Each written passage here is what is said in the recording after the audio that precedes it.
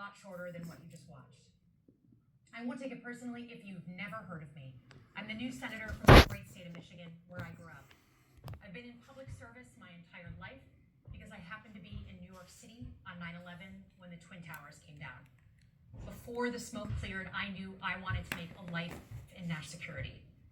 I was recruited by the CIA and did 3 tours in Iraq alongside the military.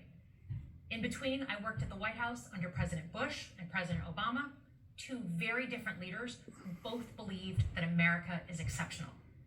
You can find that same sense of patriotism here in Wyandotte, Michigan, where I'm speaking from tonight. It's a working class town just south of Detroit. President Trump and I both won here in November.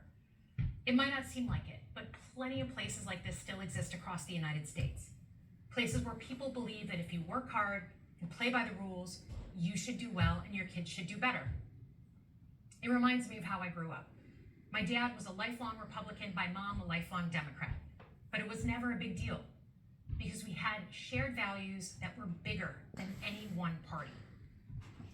We just went through another fraught election season. Americans made it clear that prices are too high and that the government needs to be more responsive to their needs. America wants change, but there's a responsible way to make change and a reckless way. And we can make that change without forgetting who we are as a country and as a democracy. So that's what I'm going to lay out tonight. Because whether you're from Wyandotte or Wichita, most Americans share 3 core beliefs: that the middle class is the engine of our country, that strong national security protects us from harm, and that our democracy, no matter how messy, is unparalleled and worth fighting for. Let's start with the economy.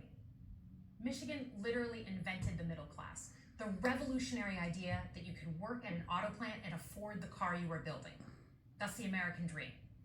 And in order to expand and protect the middle class, we have to do a few basic things. We need to bring down the price of things we spend the most money on: groceries, housing, healthcare. We need to make more things in America with good paying union jobs and bring our supply chains back home from places like China.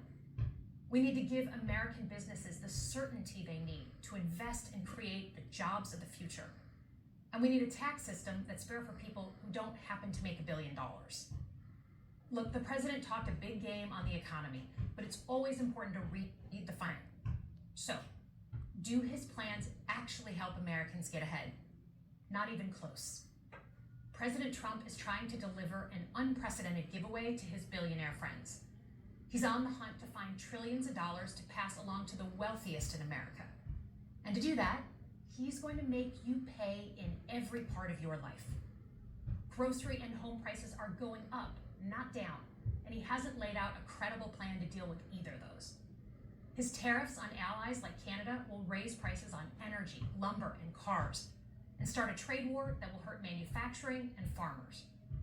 Your premiums and prescriptions will cost more because the math proposals doesn't work without going after your health care. Meanwhile, for those keeping score, the national debt is going up, not down. And if he's not careful, he could walk us right into a recession. And one more thing. In order to pay for his plan, he could very well come after your retirement. The Social Security, Medicare, and VA benefits you worked your whole life to earn. The president claims he won't, but Elon Musk just called Social Security the biggest Ponzi scheme of all time. While we're on the subject of Elon Musk, is there anyone in America who is comfortable with him and his gang of 20-year-olds using their own computer servers to poke through your tax returns, your health information, and your bank accounts?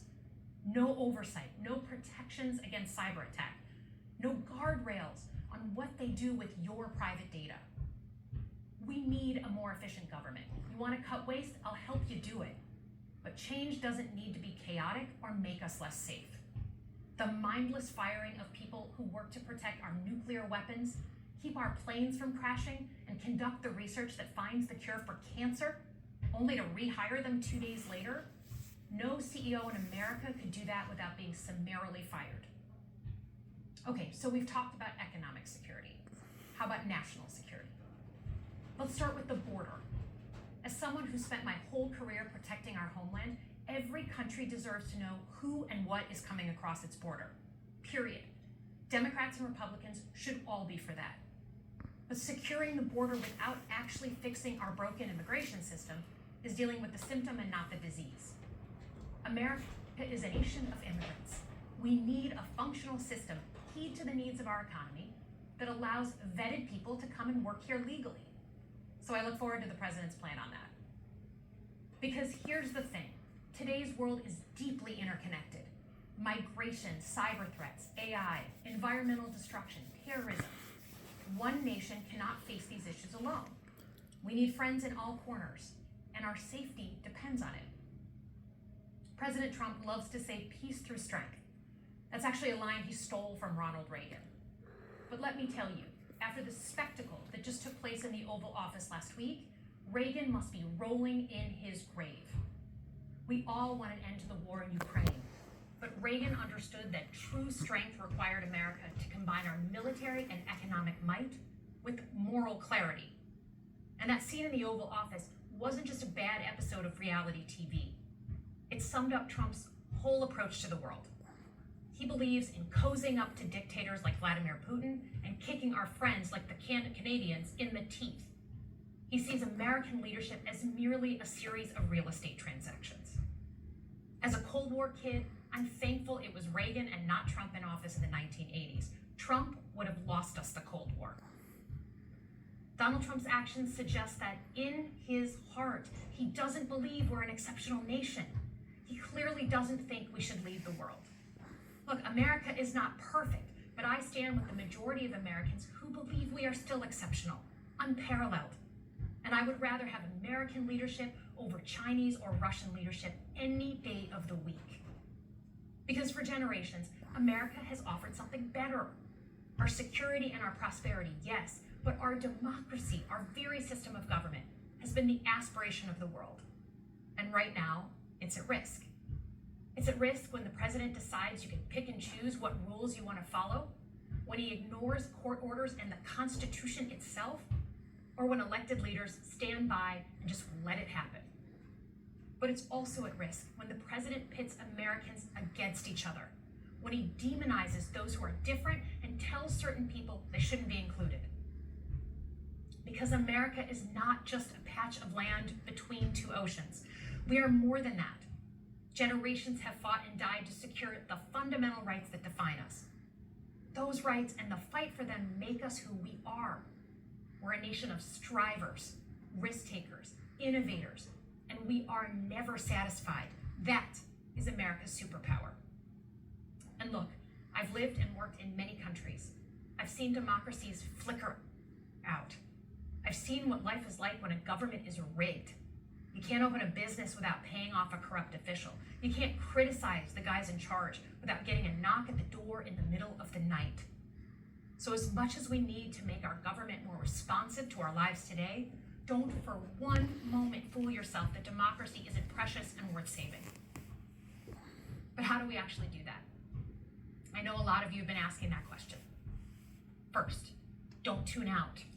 It's easy to be exhausted, but America needs you now more than ever. If previous generations had not fought for this democracy, where would we be today? Second, hold your elected officials, including me, accountable. Watch how they're voting. Go to town halls and demand they take action. That's as American as apple pie. Third, organize. Pick just one issue you're passionate about and engage. And doom scrolling doesn't count. Join a group that cares about your issue and act. And if you can't find one, start one. Some of the most important movements in our history have come from the bottom up. In closing, we all know that our country is going through something right now. We're not sure what the next day is going to hold, let alone the next decade. But this isn't the first time we've experienced significant and tumultuous change as a country. I'm a student of history, and we've gone through periods of political instability before. And ultimately, we've chosen to keep changing this country for the better. But every single time, we've only gotten through those moments because of two things: engaged citizens and principled leaders. Engaged citizens who do a little bit more than they're used to doing to fight for the things that they care about, and principled leaders who are ready to receive the ball and do something about it. So thank you tonight for caring about your country. Just by watching, you qualify as engaged citizens.